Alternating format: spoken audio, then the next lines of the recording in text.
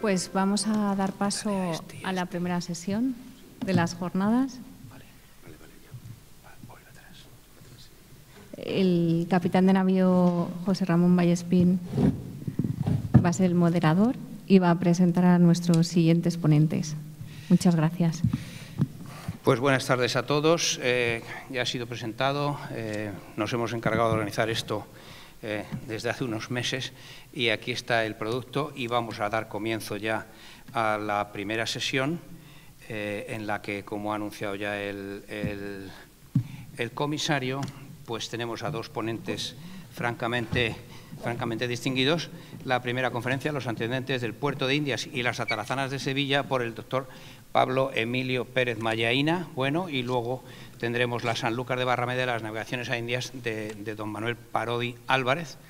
Haremos las dos conferencias seguidas, primero hablará Pérez Mallaína y después Parodi, y al final tendremos un coloquio para las preguntas que tengan ustedes y, por supuesto, los que nos están viendo por Internet, también, como ya les he puesto en la sala de conversación, pueden participar, están más que invitados. Empezamos por el doctor Pérez Mallaína. Hago una breve presentación. Sus méritos son muchos. Voy a leer algunos cuantos. Es catedrático del Departamento de Historia de la Facultad de Geografía e Historia de la Universidad de Sevilla, del que fue director del Departamento de Historia de América desde 1992 a 2000. Director asociado de estudios de la Escuela de Altos Estudios de Ciencias Sociales de París y responsable de contenidos históricos del Pabellón de la Navegación de la Exposición Universal de Sevilla del 92. Ha recibido varios premios de investigación, entre ellos el Premio del Mar de los años 1980 y 1982 y el Roger de Lauria del 2010 y el Premio Fama en 2020. Es académico de número de la Real Academia de Buenas Letras de Sevilla y académico correspondiente de la Real Academia de la Historia y de la Real Academia Hispanoamericana de Artes, Ciencias y Letras. Ha impartido cursos en universidades como la Sorbona, Harvard, Minnesota, Nacional Autónoma de México o la Pontificia Universidad Católica del Perú.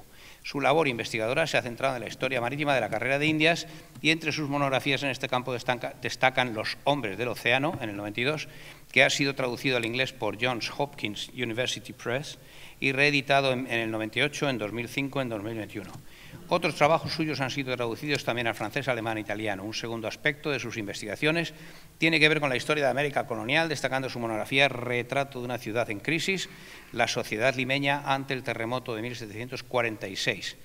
Y ha publicado un centenar de artículos y una veintena de libros en los que se pueden destacar La política naval española en el Atlántico, 1700-1715, La Armada del Mar del Sur, La campaña de las Terceras de Antonio de Ulloa, Naufragios en la carrera de Indias durante los siglos XVI y XVII, El hombre frente al mar y Las atarazanas de Sevilla, 8 siglos de historia del arsenal de Guadalquivir. Estoy seguro que va a hacer una exposición que les va a interesar a todos, entrando en el tema de las jornadas por el fondo del conjunto de lo que fue el gran, inmenso puerto que fue el río Betis o el río Guadalquivir.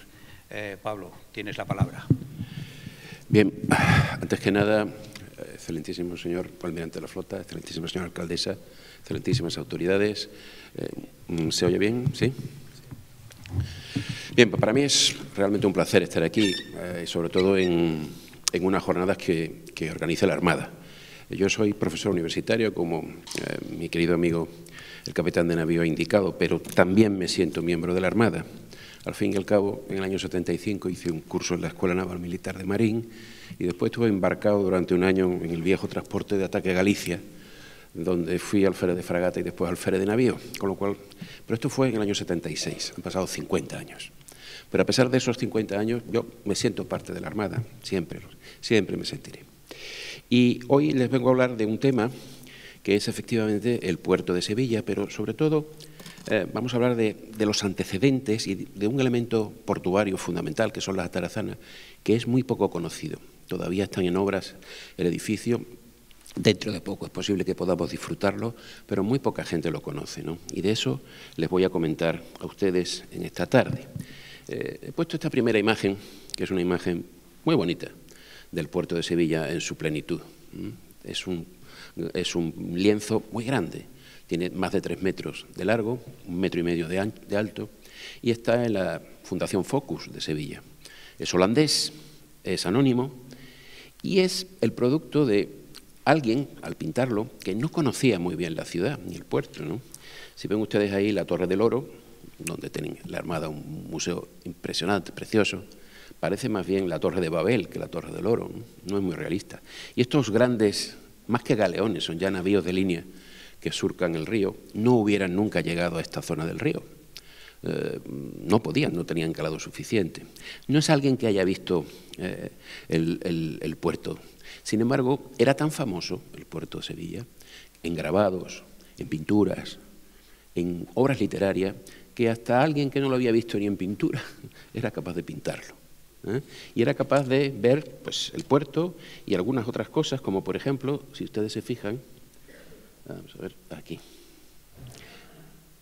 Aquí se muestran las atarazanas.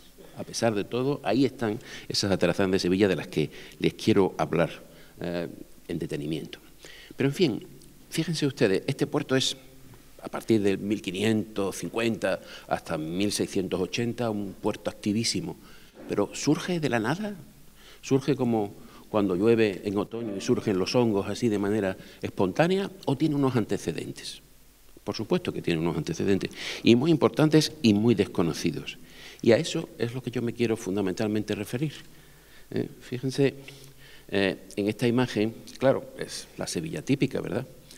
Pues en el mismo corazón de la ciudad de Sevilla se ve que el puerto, este puerto que siempre hemos visto nosotros desde Triana, no estuvo siempre en el mismo lugar. El puerto cambió. El puerto tuvo muchos momentos importantes y distintos. Todo el mundo cuando va a ver esta torre, pues mira normalmente hacia arriba, a ver las campanas, a ver la terminación renacentista, pero hay que mirar un poquito hacia abajo. Miremos hacia abajo y veremos que en la base de la Giralda, esta es la cara este, abajo en la esquina, aquí, hay una lápida romana, hay un pedestal, que sería para mantener una estatua, ¿no? Si le damos la vuelta a la esquina y vemos la cara norte de la Giralda, vemos otra lápida romana, otro pedestal. Y si nos acercamos a ver ese pedestal, empezamos a ver que dice ahí que Castricio Honorato homine bono scafari. ¿Qué significa? Pues que en la base de la Giralda había pedestales para estatuas de funcionarios marítimos que dirigían el tráfico por el Betis. Resulta que los scafari eran los barqueros del río. Y este Castricio Honorato era un ayudante de otro funcionario aún mayor, de mayor importancia, que se llamaba, o que tenía el bonito nombre de Procurator ad Ripam Betis, el guardador de las orillas del río. ¿Y por qué están estas pedestales allí? Porque allí estaba el puerto de Sevilla en la época romana, en la época de Hispalis, donde hoy está la catedral, que antes estuvo pues la mezquita Aljama, allí estaba el puerto, allí estaba el foro portuario de Sevilla. Porque fíjense ustedes, este es el mapa típico de la ciudad de Sevilla, con el río, bueno, la dársena del río, y el río no corre, como saben ustedes, pero este es el mapa típico, con las murallas almohades, ¿no? Pero el río, en la época de Hispalis, y insisto, me voy a remontar solo a los romanos, no voy a pasar a hablar de los fenicios, de la Hispal fenicia, porque sería demasiado largo, pero sí por lo menos a este momento donde el río pasaba por en medio de la ciudad. Pasaba, si ustedes conocen un poco la ciudad de Sevilla, entrando por lo que hoy es la Alameda de Hércules, entonces se llamaba la Laguna de la Feria, cruzando por todo el centro, por la calle Sierpes, por la Plaza Nueva. Cuando se hizo obras del metro, se encontró en la Plaza Nueva los restos de una barca, y acababa saliendo, como ven ustedes, donde hoy está más o menos el Alcázar, ¿no? Ese era el recorrido del Betis, del río Betis entonces, ¿no? Y el puerto estaba donde hoy está la catedral. Este era el foro portuario de Roma. Había un puerto secundario en el río, en el arroyuelo Tagarete, que hace poco, unas excavaciones de hace muy poco tiempo, han descubierto allí un puerto secundario con embarcaciones de menor tamaño que servían para el tráfico, sobre todo hacia Córdoba, donde el río era navegable, pero por barcos de menor entidad. Así que el puerto de Sevilla no siempre estuvo donde las grandes pinturas lo muestran, ¿no? Tenemos ahí un mapa de lo que pudo ser la Sevilla romana, evidentemente mucho más pequeña. Se han encontrado también restos de murallas en la plaza de San Francisco recientemente, de la muralla romana. La muralla que hoy vemos es almohada del siglo XII, ¿no? Ahí tenemos dónde estaría el puerto, el foro portuario, y dónde estaría el puerto secundario en el arroyo Tagarete, ¿no? Bien, este era el puerto de Hispalis, pero yo siempre me gusta decir, y aquí que estamos en Sanlúcar con más motivo, que el puerto de Sevilla formaba parte de un complejo portuario. Nunca fue el puerto de Sevilla solo. Estaba evidentemente la ciudad de Sevilla con su puerto. Estaba todo el curso del Guadalquivir, que tenía muchos fondeaderos. Uno de ellos, el de las Orcadas, era un fondeadero muy importante, porque hasta allí llegaban los grandes galeones. Más arriba normalmente no subían. Los barcos de 300, 400 toneladas, que ya para entonces era mucho, no subían al norte de las Orcadas, ¿no? Después estaba evidentemente el puerto de Sanlúcar, ¿eh? Y después el puerto de Cádiz. En toda la carrera de India siempre salieron barcos de todos estos sitios. Siempre, aunque se dice que Sevilla tenía la exclusiva, Cádiz tenía también su tanto por ciento de barcos que salían en todas las flotas. Así que es un enorme complejo portuario. El puerto de Hispalis, el puerto de Sevilla, tenía unas características especiales, ¿no? Un papel crucial. Miren, lo que era realmente Sevilla era una especie de bisagra, de gozne, entre el tráfico marítimo de los grandes barcos de altura, ahí tienen ustedes 2 barcos de altura romanos, ¿no? Y el tráfico fluvial, que era el que iba desde Hispalis hasta Córdoba. Y Sevilla hacía de nexo. Así que se puede decir de alguna manera que no es que Sevilla hiciese un puerto, fue el puerto el que hizo a Sevilla. En la época fenicia, Sevilla estaba en el fondo de una ensenada, todavía era todo mar. Después, cuando se colmató y aparece el valle del Guadalquivir y el río, realmente Sevilla llegaba hasta donde llegaban las mareas, hasta donde era posible que barcos de altura, barcos que venían del mar, llegasen por el río Guadalquivir. Más al norte de Hispalis era muy complejo. Ahí iban esos pequeños barcos a transportar fundamentalmente el oro verde de Andalucía, que es el aceite. El aceite se transportaba en barcazas, ¿no? Y todos esos puntitos que ven ustedes ahí, todos esos números, son alfares, lugares donde se construían las vasijas, que eran donde se transportaba el aceite, ¿no? Tanto que, fíjense, creo que sabrán que en Roma hay un monte entero lleno de restos de vasijas, la mayoría de ellas de la región andaluza, el monte Testaccio.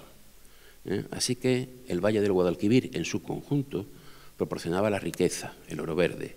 Los arenales permitían construir las ánforas y el río proporcionaba el camino para ese gran lucro, para ese gran objeto de lucro que era el aceite, ¿no? Porque claro, ustedes de pronto pensen, ¿cómo es que alguien nacido en las orillas del Betis llega a ser señor del mundo? ¿Por qué Marco Ulpio Trajano es el primer emperador no romano que dirige esta enorme parte del mundo que era su imperio, ¿no? Pues porque los senadores de la Bética, ricos con el comercio del aceite, impusieron a uno de los suyos para gobernar el imperio. Así que desde ese punto de vista, el comercio del aceite y los barcos que salían de Sevilla hicieron, ¿no?, a través evidentemente de las conexiones que tenían los senadores de la Bética con los Ulpios, con Trajano y con todo, y después con Adriano, ¿no? Así que el puerto de Sevilla ya tenía una importancia crucial en épocas muy, muy antiguas. Y llegaron los musulmanes, ¿no? Y el puerto seguía teniendo una gran importancia. Hay unas primeras crónicas en la época, en el siglo VIII, recién conquistada España por los musulmanes, que decían que Sevilla era estación naval de los musulmanes y puerta de España. El nombre de España es muy antiguo.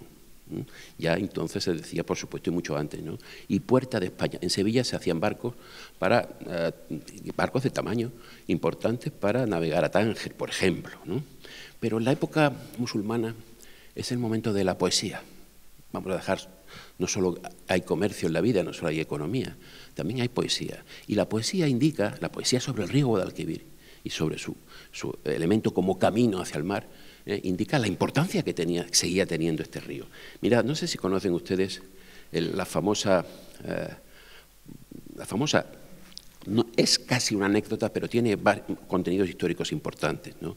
En donde el rey moro de Sevilla, el rey de la taifa de Sevilla, Al-Mutamid Ben Abad, el rey en el siglo XI, paseaba por el río Guadalquivir y a su lado estaba su ministro, Aben Amar de Sevilla.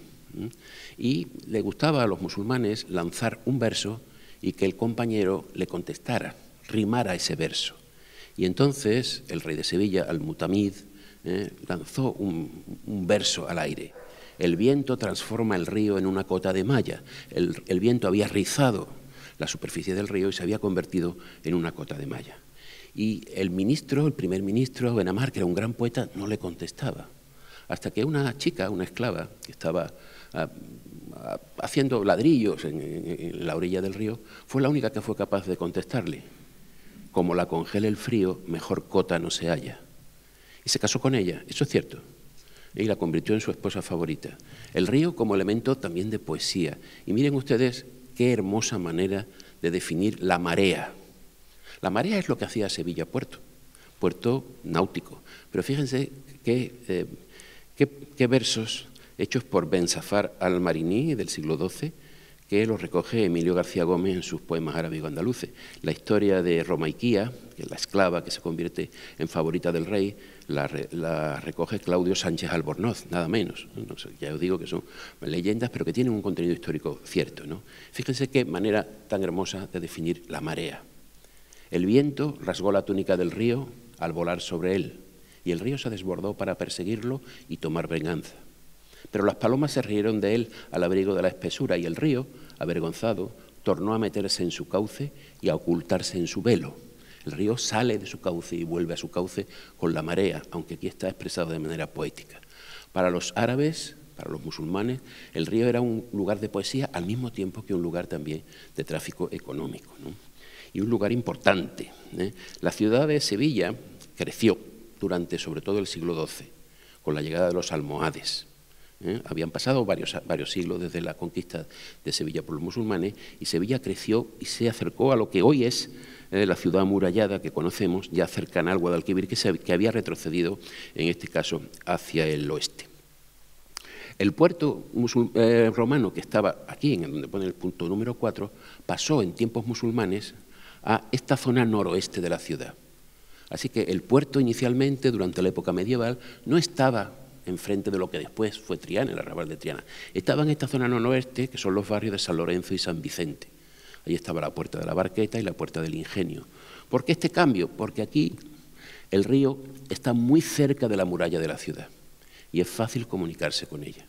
Así que aquí se hizo el puerto musulmán. Y aquí vivían casi todos la gente de mar que después trabajaron en las atarazanas, incluso cristianas, en el siglo XVII. Y en épocas anteriores. Así que el barrio marinero de Sevilla no fue Triana como siempre. El tiempo cambia las cosas, y en esta época medieval estos barrios de San Lorenzo y San Vicente eran el lugar donde residían la mayor parte de la gente de mar, los marineros y los constructores de barcos.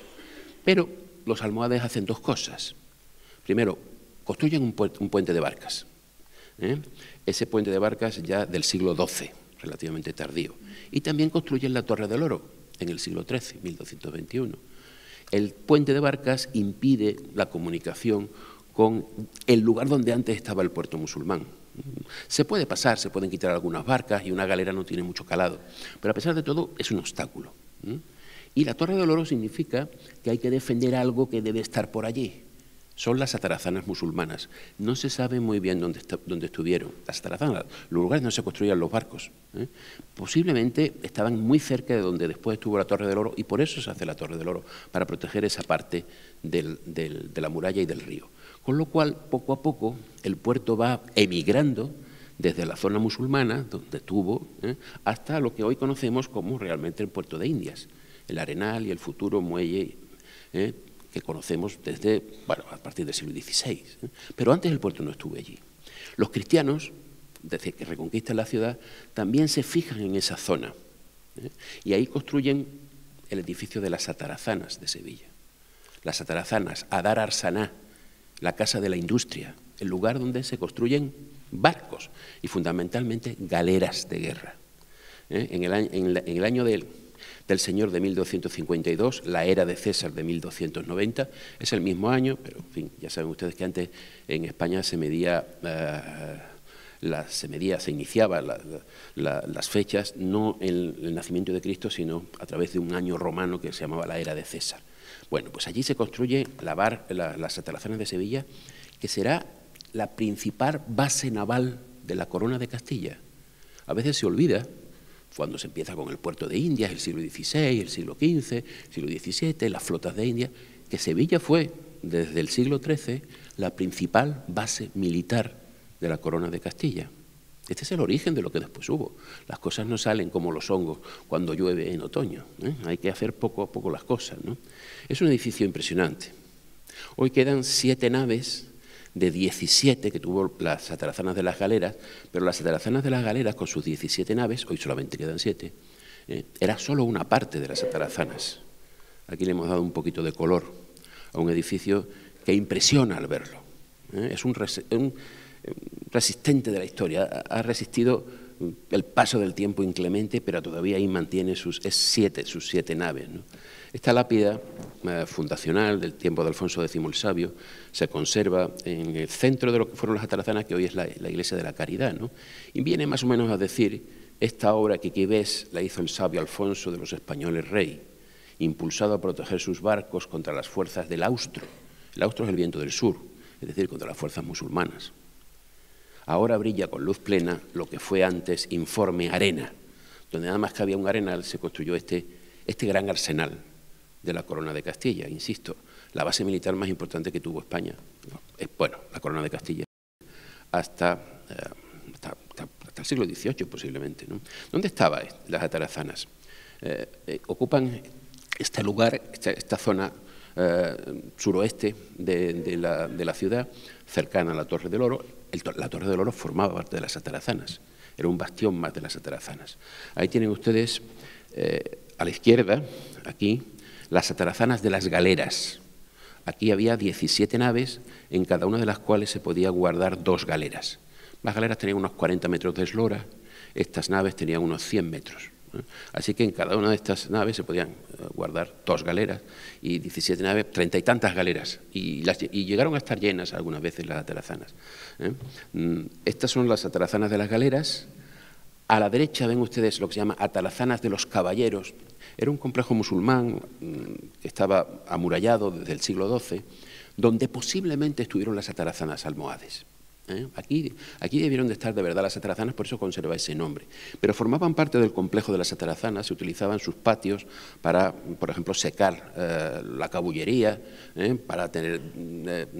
para guardar maderas, para todo eso se usaban las Atarazanas de los Caballeros, y también para cuando había cautivos, se traían a veces ingentes cantidades de cautivos del norte de África, guardarlos bajo muralla. La Torre de la Plata y la Torre del Oro formaban parte de las Atarazanas. Después estaba una tercera parte, que era la Resolana del Río, que era un lugar donde no se podía construir, porque los barcos tenían que ser arrastrados por esta arena hasta el río, para guardarlos en invierno, para sacarlos en primavera-verano, cuando se hacían las campañas militares. Y es, insisto, un terreno realmente inmenso. Miren una foto aérea de este espacio cuadrado que tienen ustedes aquí, son las Atarazanas de las Galeras. Hoy en día solamente quedan más o menos estas 7 naves de la zona norte. El resto está reconstruido y se han puesto encima otros edificios de los cuales ahora hablaremos. Pero es un edificio de gran tamaño y es solo una parte de las Atarazanas, de este esfuerzo constructivo que hacen los reyes de Castilla una vez que conquistan la ciudad de Sevilla, ¿no? Miren ustedes ahí otra imagen de la misma zona. Tienen aquí el gran rectángulo de las Atarazanas de las Galeras. Esta otra parte de las Atarazanas de los Caballeros, incluyendo la Torre de la Plata y la Torre del Oro, y la gran superficie que todavía está en parte sin construir, a pesar de lo que vale el suelo y el terreno allí, pero a principios del siglo XX se construyeron este bloque de viviendas que ven ustedes aquí. Desgraciadamente se construyeron, debía de estar esto libre para que se pudieran ver los edificios detrás, pero se construyó. Pero esta extensión que vemos aquí es una extensión muy considerable. Fíjense en esta foto aérea donde se muestra el rectángulo de las Atarazanas de las Galeras con 18.000 metros cuadrados. Esta parte así, que parece un trapecio o algo así, 10.000 metros cuadrados. Y la gran explanada de la Resolana del Río, 33.000 metros cuadrados. En total son cerca de 60.000 metros cuadrados, 6 hectáreas. Fíjense, era el doble del Arsenal de Venecia. El Arsenal de Venecia era el arsenal de galeras más importante que había en Europa. Y en esa época, el Arsenal de Venecia era la mitad de las atarazanas de Sevilla. Había un gran impulso en la corona de Castilla cuando conquistó Andalucía para seguir conquistando al sur, el austro, el mundo musulmán al que los reyes castellanos querían seguir conquistando para hacer lo que hicieron el Imperio Romano, que dominaba las dos orillas del Atlántico, ¿no? Esta es la visión más antigua de las atarazanas de Sevilla. Es un magnífico cuadro que se encuentra en la iglesia de Santa Ana de Triana, con las dos patronas de Sevilla, Santa Justa y Rufina, con sus palmas de martirio. Y en el centro, bueno, abajo están los oferentes del cuadro, y entre medio podemos atisbar una de las visiones más antiguas del puerto de Indias, del puerto de Sevilla. Tenemos aquí el puente de barcas. Tenemos el llamado El Ingenio. Era la única grúa que existía en el muelle, El Ingenio. Ahora veremos cómo funcionaba. Tenemos aquí la Torre del Oro, la Giralda, que todavía no tiene el remate renacentista, porque este cuadro es de principios del siglo XVI, y ven ustedes los portalones abiertos de las atarazanas para sacar las galeras al río. Esta es la visión, insisto, más antigua y una hermosa visión del puerto, de lo que después fue el puerto de Indias, ¿no? Así que tenemos atarazanas a mediados del siglo XIII y tenemos inmediatamente al año siguiente de la fundación de las atarazanas se crea el Almirantazgo de Castilla, cuyo primer almirante es don Ruy López de Mendoza. Siento decir que Bonifaz no fue el primer almirante, nunca tuvo de almirante el título de almirante. El primer almirante fue Ruy López de Mendoza.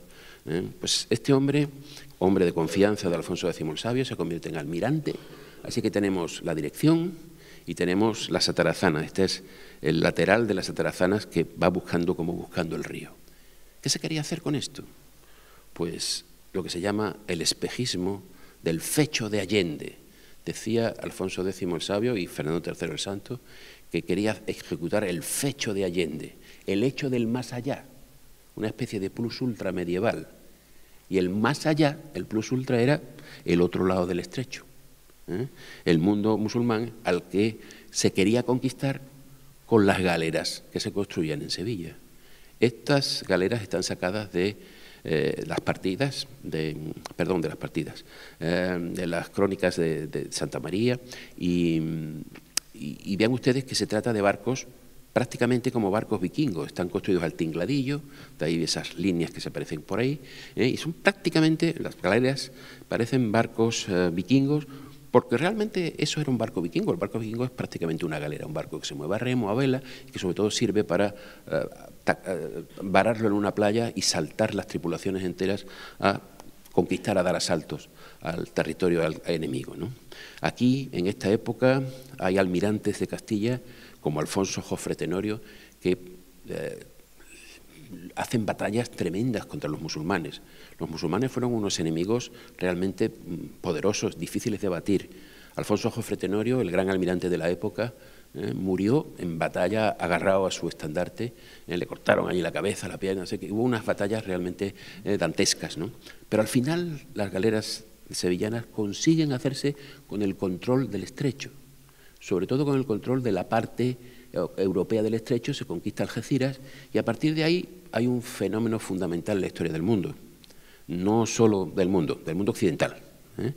Cuando los cristianos vuelven a dominar el estrecho por la parte norte, y para eso están hechas las atarazanas y para eso están hechas las galeras, se consigue algo muy importante, que los dos núcleos más ricos de Europa, que era el norte de Italia y Flandes, se puedan comunicar por mar. Antes se comunicaban atravesando los Alpes, eso es carísimo, en carretas, subiendo montañas, no. Cuando empiezan a comunicarse a través del estrecho de Gibraltar, cuando las galeras genovesas, las galeras venecianas, sobre todo genovesas, atravesan el estrecho de Gibraltar, paran, por supuesto, en Sanlúcar, paran en Sevilla, empieza a haber genoveses en Sevilla. La avenida de Sevilla era antes la calle de Génova, así que empiezan a llegar almirantes genoveses. Colón no es ni mucho menos el primero, es uno de los últimos almirantes genoveses que trabajan para el rey de Castilla, están al servicio del rey de Castilla. Entonces el mundo cambia, el mundo occidental, el mundo europeo cambia porque las comunicaciones son mucho más fáciles, la economía se aumenta en dimensiones muy notables, ¿no? Y ahí están las galeras abriendo el estrecho de Gibraltar. Pero al final los musulmanes, en este caso los benimerines, la última de las grandes invasiones musulmanas, son vencidos, y las galeras se dedican a otra cosa. Aquí tenéis las galeras con dos contendientes, en este caso castellanos, Enrique II de Trastámara a la izquierda, don Pedro I llamado el Cruel o el Justiciero a la derecha. Entre ellos, se inicia una guerra civil, como saben ustedes, ¿no?, que al final ganará Enrique de Trastámara, ¿no? Pero don Pedro es uno de los que más impulsa la base de las galeras sevillanas. Don Pedro le gustaba mucho utilizar las galeras. Es, yo creo que el único rey de Castilla que dirige una expedición militar a bordo de barcos. Él intenta conquistar Barcelona con la escuadra de galeras de la Corona de Castilla, no lo consigue, pero hace expediciones por el Mediterráneo, él a bordo como almirante de una flota, el rey Pedro I. Además usaba las galeras para irse a divertir, porque iba a ver la pesca de los atunes en galera, también las usaba para tender trampas a sus enemigos, los llamaba a los barcos y los tiraba por la borda, así que usaba la galera para huir con sus tesoros, lo usaba para muchas cosas, pero al final perdió, ganó Enrique II y ganó con la ayuda de Francia. Francia ayudó a Enrique II a ganar la batalla y cuando la ganó le pidió a cambio. ¿Y qué le pidió a cambio? Pues le pidió a cambio ayuda para luchar contra los ingleses, ¿no? Y en ese momento se ha iniciado la Guerra de los 100 años, fundamentalmente Francia e Inglaterra luchan por el dominio en Europa, pero Castilla ayudará a Francia a evitar el dominio inglés, ¿no? Y entonces, en el siglo XIV, durante la Guerra de los 100 años, el astillero se convierte en un lugar de una actividad realmente destacable, ¿no? Ahí tienen ustedes unas imágenes de esclavos del siglo XV-XVI trabajando en las atarazanas. Las atarazanas tenían un centenar de esclavos trabajando y medio millar de trabajadores en esta época, en una empresa industrial, eran muchos trabajadores, ¿no? Se llamaban francos de atarazana porque por trabajar en las atarazanas del rey no pagaban impuestos, francos en el sentido de franquicia, de libertad de pago. Tampoco tenían que hacer guardias en las murallas, tenían privilegios como si fueran nobles por trabajar en las galeras del rey. Mientras tanto, mientras no trabajaban en la galera del rey, trabajaban en sus cosas, pero cuando el rey los necesitaba, los llamaba, les pagaba muy poco, pero les daba muchos privilegios. Y ahí había oficios, bueno, entre 500 personas, estaban prácticamente todos los oficios de la ciudad, carpinteros, calafates, herreros, tejedores de velas y algunos oficios muy curiosos, remolares, los que hacían remos, viratoneros, los que hacían viratones para las ballestas, es decir, las puntas de flecha que realmente eran de acero, ¿no? Brisioneros, los que pintaban los escudos de armas, buitreros, los que iban a las sierras a conseguir plumas de buitres para que las flechas pudieran volar, o desolladores de asnos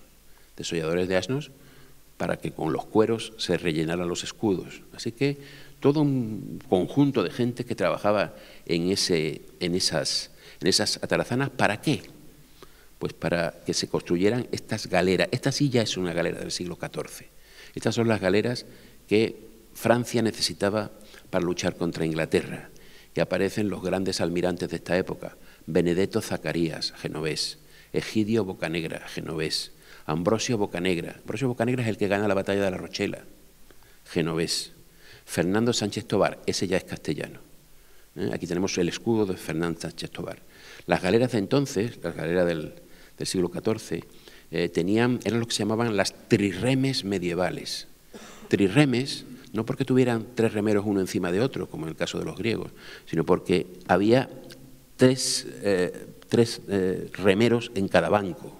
Si ven ustedes aquí, en cada banco hay un remero, los bancos están puestos oblicuos para que los remos quepan en la borda, y hay 90 remeros por banda, así que una galera de estas tiene 180 remeros, que no son forzados, que son todos hombres a sueldo, que son infantería ligera, que desembarcan, cuando la galera toca tierra, desembarcan como infantería ligera, y además están los hombres de armas, los ballesteros.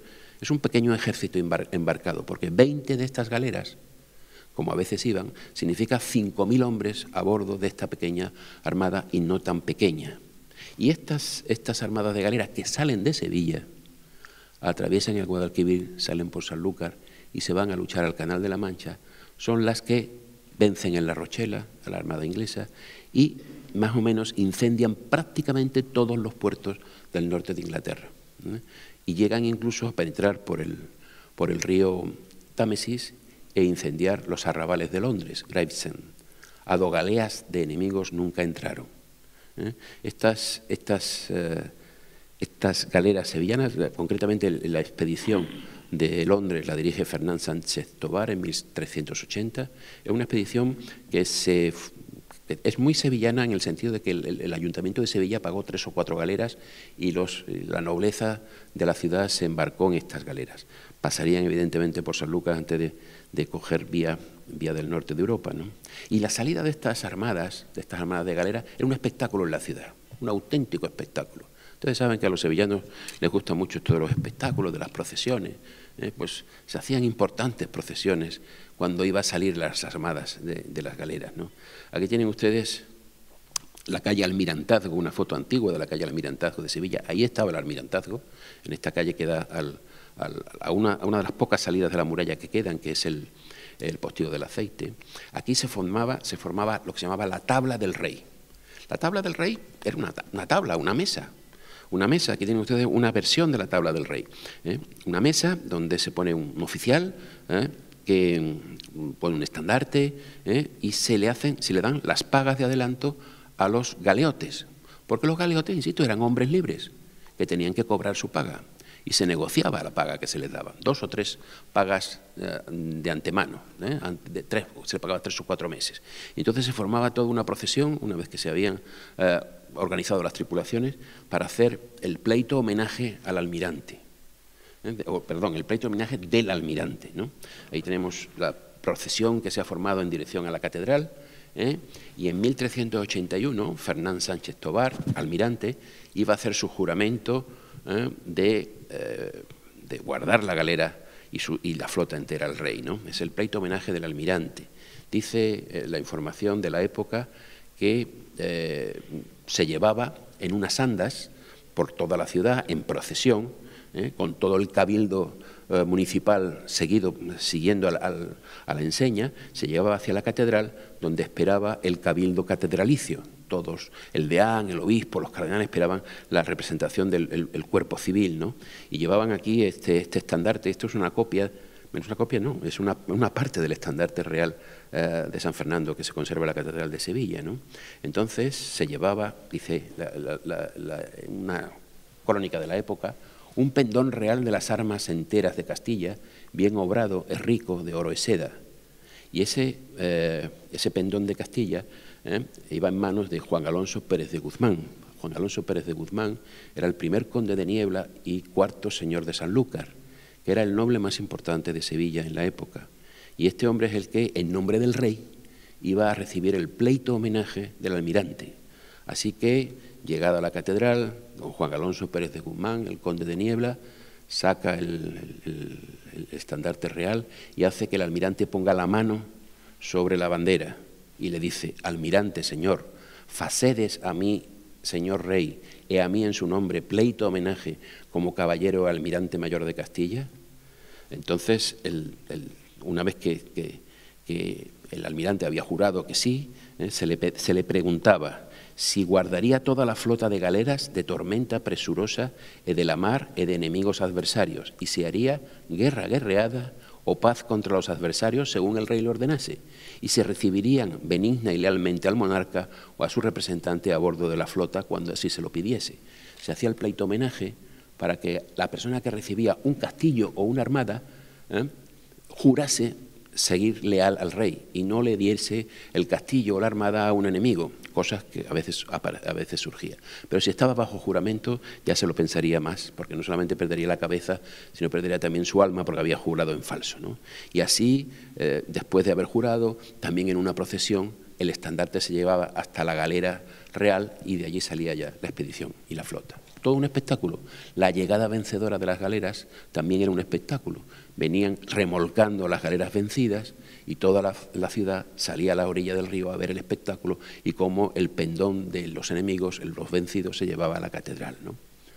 Era un lugar importante, las atarazanas y el puerto de Sevilla ya en la Edad Media, pero poco a poco esto fue decayendo. La decadencia de las atarazanas y del puerto medieval de Sevilla empieza más o menos cuando acaba la guerra de los 100 años, hacia 1450. Las galeras ya no tienen sentido, ya no tienen que ir al Canal de la Mancha a luchar contra los ingleses. Y poco a poco las galeras no se usan, se quedan en las atarazanas, los techos de las atarazanas no se reparan, se caen, rompen las galeras que están abajo y al final, en 1493, por falta de uso, porque los castellanos se habían enzarzado en guerras civiles entre el rey y la nobleza, parece que el edificio se va a caer en una ruina completa y donde antes se construían galeras empieza a venderse pescado, porque los reyes católicos convierten una de las naves de las atarazanas en el principal mercado de pescado de la ciudad. Es un cambio a deshonra. Olía muy mal donde antes estaban las pescaderías, que estaban en el centro de la ciudad. En verano, cuando se desalaba la pesca venía siempre salada, se desalaba, el calor sevillano hacía que oliese realmente mal y deciden los reyes católicos y el Ayuntamiento de Sevilla llevarse la pescadería fuera, extramuros, a las atarazanas. Parece que el edificio estaba perdido, el edificio acabaría derruyéndose, ¿no? ¿Por qué ha decaído tanto las atarazanas y las galeras? Bueno, porque ha acabado la guerra de los 100 años, pero también porque las galeras son muy caras. Las galeras, una campaña de 20 galeras como las de Tobar a Londres, costaba 2.400.000 maravedíes. Y por entonces los ingresos enteros de la corona eran 40 millones. Es decir, mantener la escuadra de galeras costaba el 6% de los ingresos reales. Era una gran cantidad de dinero. Y si las galeras no se usaban en la guerra, pues era un estorbo tenerlas allí. Y más que cuando se unen Aragón y Castilla, Fernando el Católico decide que las galeras se construirán en Barcelona. Esto también es muy importante. La galera seguirá usándose. Sí, pero será Barcelona, aquí tienen ustedes una imagen del puerto de Barcelona, la que se especializará en construir galeras y en luchar en el Mediterráneo, mientras que Sevilla se dedica más a la fachada atlántica, a la fachada de las flotas de India, ¿no? Así que las galeras se construirán en Barcelona. Aquí tienen ustedes la galera real de Lepanto, que se conserva en las atarazanas de Barcelona, y en Sevilla lo que se hizo fue decorar la galera, decorarla, pintarla, esculturas, pinturas. Siempre ha habido buenos escultores y pintores en Sevilla, pero la industria naval huyó en ese momento desde Sevilla en dirección a Cataluña. Tal vez hoy no veríamos nada de las atarazanas si las cosas hubieran seguido así, pero 1493, cuando se convierte una de las naves en pescadería, no es un año cualquiera. Es el año en el que vuelve un almirante genovés también, como era Bocanegra, que vuelve de haber descubierto tierras al otro lado del Atlántico, ¿no? Y entonces las atarazanas vuelven a tomar importancia, ¿no?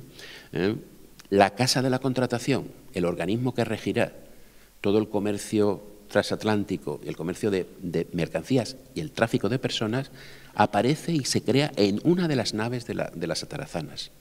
Ya se le empieza a dar a utilizar de nuevo a este edificio y en algunas de las naves que están más al sur, se crea la Casa de la Contratación, que después pasará al Alcázar. Pero inicialmente se crea en las atarazanas la Casa de la Contratación. Ese será su espacio físico. Y la Casa de la Contratación nunca perderá el control de las naves del sur de las atarazanas, de las dos naves meridionales de las atarazanas. Y entonces las atarazanas cobran valor porque aquí se organizan las grandes expediciones marítimas que salen desde Sevilla. Desde aquí sale Nicolás de Obando. La expedición de Magallanes Elcano se organiza en las atarazanas. Después pasa por Sanlúcar, pero los barcos se rehabituallan, se cambian, se reparan en las atarazanas. Enrico Eninger y Jerónimo Sailer, que conquistan Venezuela, Diego de Ordaz al Marañón, Pedro de Mendoza al Río de la Plata, Francisco de Orellana a la Mar, todo esto se organizan aquí. Entonces sí, ya tenemos el puerto tradicional de Indias, ¿no? La ciudad y el puerto en pleno apogeo. Aquí tenemos la vista conocida que se encuentra en el Museo de América de Madrid, ¿no?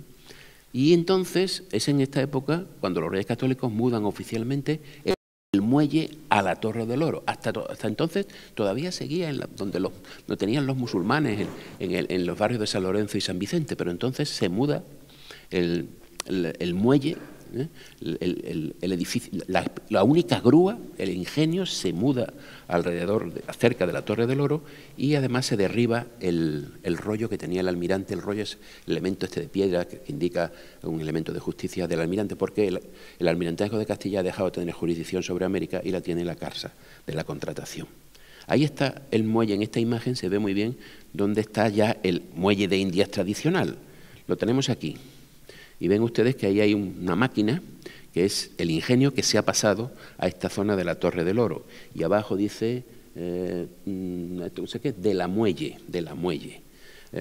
Normalmente en Sevilla muchas veces se dice que este era el puerto de las muelas o el puerto de las mulas. Era el puerto de las muelas, no de las mulas, porque ya verán ustedes, este es el tipo de máquina de grúa que había entonces en el puerto de Sevilla, donde como una especie de hámsters, la gente se metía dentro y empezaba a subir una escalera sin fin para subir los pesos. Y el muelle se llamaba de las muelas, porque estaba lleno de muelas de molino. Aquí tenéis, en las partes bajas de los edificios sevillanos, están todavía reforzados con muelas de molino. Lo mismo se hacía en los arenales del Guadalquivir, poner estas muelas de molino para que las mercancías no se hundieran. Allí, y la máquina, esta máquina o ingenio, era lo que formaba parte, era la infraestructura portuaria del muelle de Indias, ¿no? Triana era el carenero, el lugar donde se carenaban los barcos, pero donde se organizaban las expediciones era en la orilla de Sevilla. Aquí tienen ustedes esta imagen donde se muestra a varios individuos carenando una embarcación. Se aprovecha el desnivel que tiene el río en la orilla de Triana para poder echar los barcos al través, de costado, y poder carenar ambos laterales del barco, ¿no? La obra viva del barco. Bueno, las atarazanas en su época gloriosa las tienen ustedes ahí en este cuadro, aparece todo el edificio, pero al mismo tiempo que se encuentra la ciudad en su auge más extremo, siglo XVI, siglo XVII, las atarazanas mueren de éxito, ¿no? Empiezan otras instituciones a ponerse encima de lo que fue el gran arsenal de las galeras, ¿no?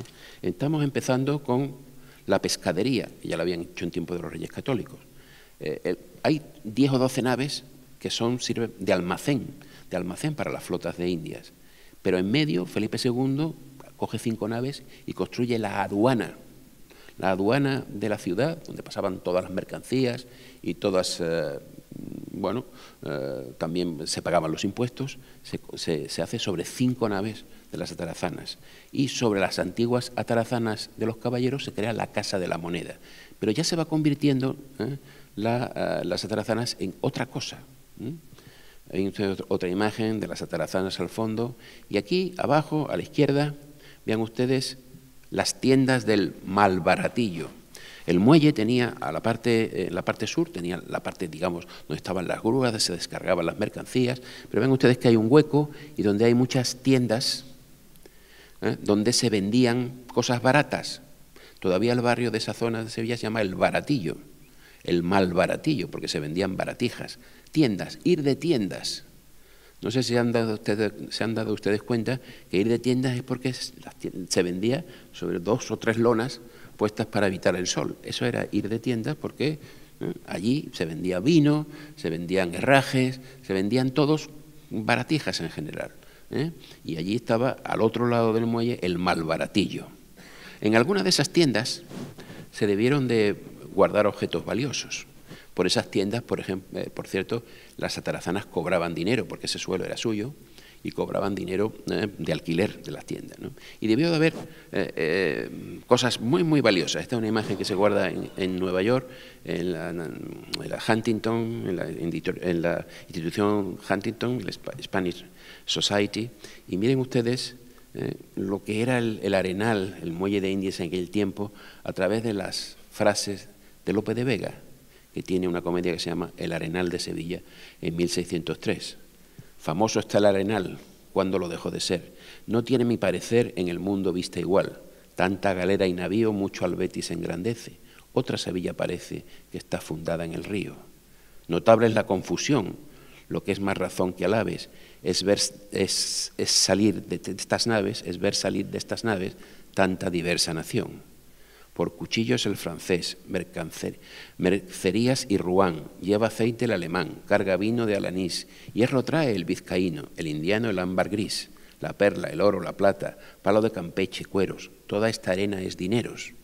Era un mundo lleno de riquezas, pero no es oro todo lo que reluce, porque el Arenal de Sevilla habían saltado ya 2 o 3 barrios populares, la cestería, la carretería, pero sobre todo el Arenal era eso, un conjunto de sedimentos del río que era polvo en verano, era barro en invierno y que era cruzado por una gran cantidad de arroyos con aguas nada limpias, con lo cual existía incluso en el propio Arenal, en el muelle fluvial, lo que se llamaba el Monte del Baratillo o el Monte de las Inmundicias, porque todos los desperdicios que se tiraban al otro lado de la muralla acabaron formando un auténtico monte. Y el ayuntamiento tuvo que mandar a organizar guardas de las inmundicias, es decir, gente que iba a ver que no se tirasen demasiadas porquerías en este lugar. Y en el Arenal, en el muelle, se veía de todo. Miren ustedes cómo aquí aparece un individuo que se le está dando latigazos, se le va a llevar al suplicio, pero se le pasea antes por el Arenal. El Arenal estaba lleno de especialistas en darles tientos a las bolsas, es decir, ladrones, y especialistas en despojar legalmente a la gente de sus dineros. Eran los recaudadores de impuestos, que andaban por allí mirando a ver si se hacía contrabando o no se hacía contrabando. Y no era raro ver grandes alborotos en el muelle sevillano del Arenal, ¿no? Les voy a poner un ejemplo, que ya estamos acabando, de uno de estos alborotos que hubo entre los artilleros de la Armada y unas pescaderas que vendían pescado en una de esas tiendas del Malbaratillo.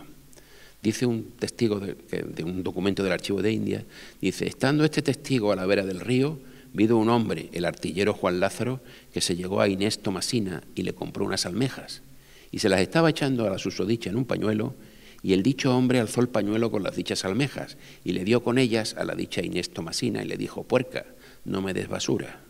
Y la dicha doña Inés Tomasina dijo, señor, yo soy mujer honrada y casada y no he de hablar palabra. Y el dicho hombre dijo, si tenéis alguno que lo demande, salga y pídalo, que yo saldré aunque sea del infierno.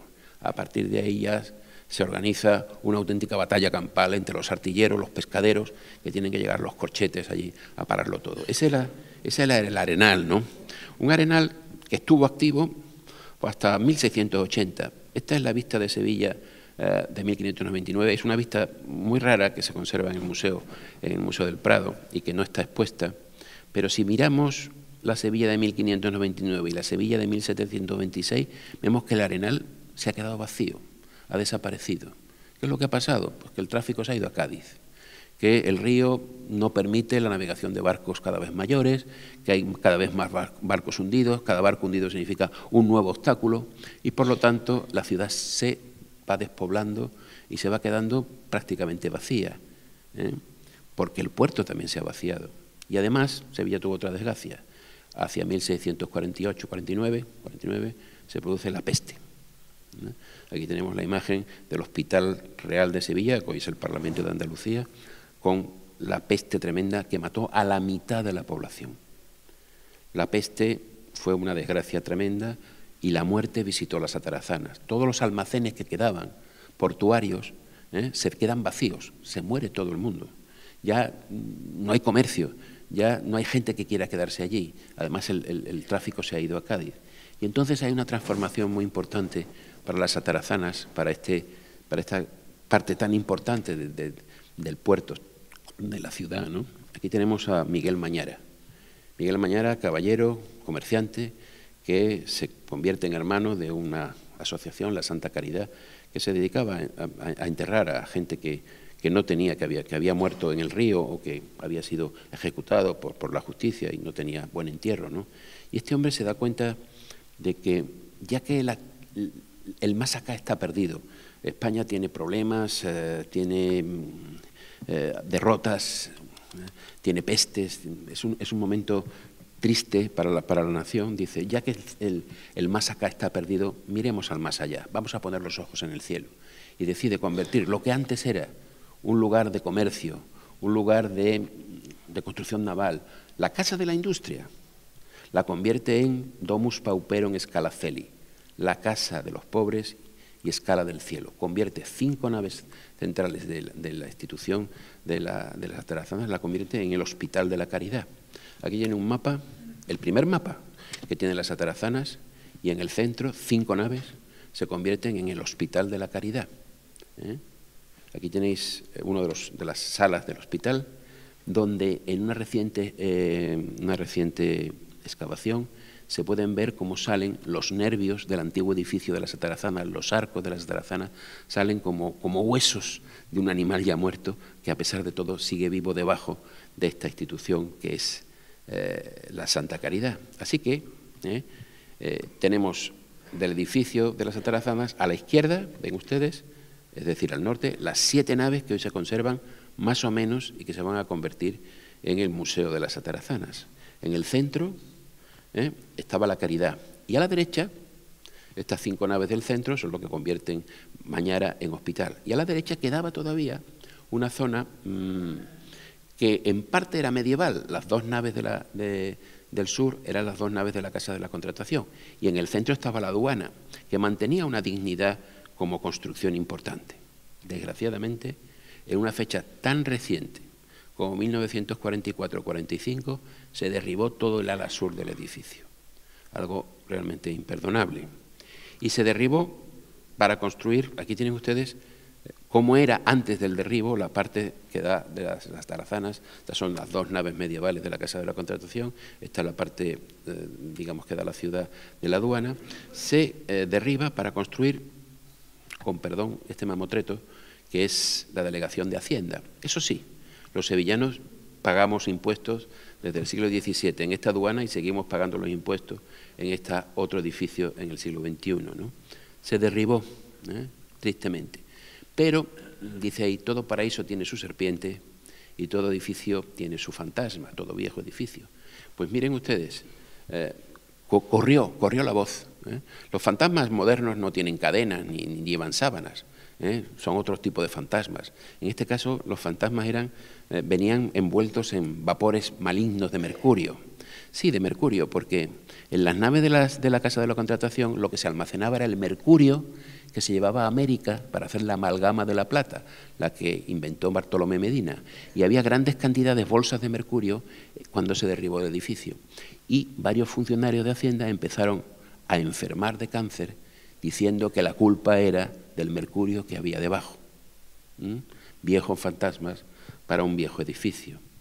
Ojalá que la inconstante diosa Fortuna se muestre benévola con esas 7 naves que quedan, ¿no? Se lo merecen, son supervivientes de la historia. Un edificio muy herido, pero que al final ha vencido en parte el paso del tiempo. Y además es un testigo, como dice ahí, insustituible de esta larga, compleja y brillante historia del puerto fluvial de Sevilla. Muchas gracias.